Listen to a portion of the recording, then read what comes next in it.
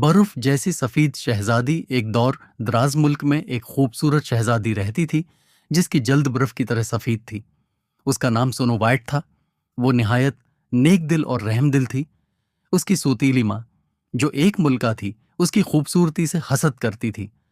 मलका के पास एक जादुई आईना था और वो रोज इससे पूछती, आईना, अय आईना, बता, दुनिया में सबसे खूबसूरत कौन? आईना हमेशा जवाब देता, मुल्का, आप सबसे खूबसूरत हैं।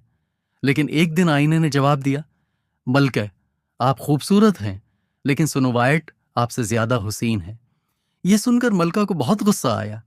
उसने एक शिकारी को हुक्म दिया कि वो स्नो वाइट को जंगल में ले जाकर मार डाले। लेकिन शिकारी को शहजादी पर तरस आ गया और उसने उसे आजाद कर दिया।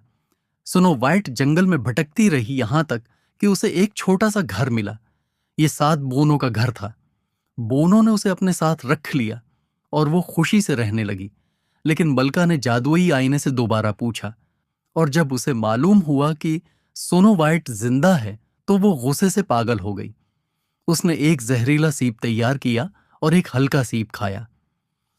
बूढ़ी औरत का रूप धार कर बोनों के घर जा पहुंची। स्नो वाइट ने जैसे ही सीप का पहला नवाला लिया, वो बेहोश होकर गिर गई। बोने बहुत अफसरदा हुए और उसे शीशे के ताबूत में रख दिया। कुछ दिनों बाद एक शहजादा वहां से गुजरा और स्नो वाइट को देखकर उस पर फदा हो गया। उसने ताबूत खोला और स्नो वाइट को बोसा दिया। जादू खत्म हुआ और स्नो वाइट जाग उठी। शहजादा उसे अपने साथ ले गया और दोनों खुशी खुशी जिंदगी गुजारने लगे, जबकि जालिम मलका अपनी ही साजिशों में बर्बाद हो गई।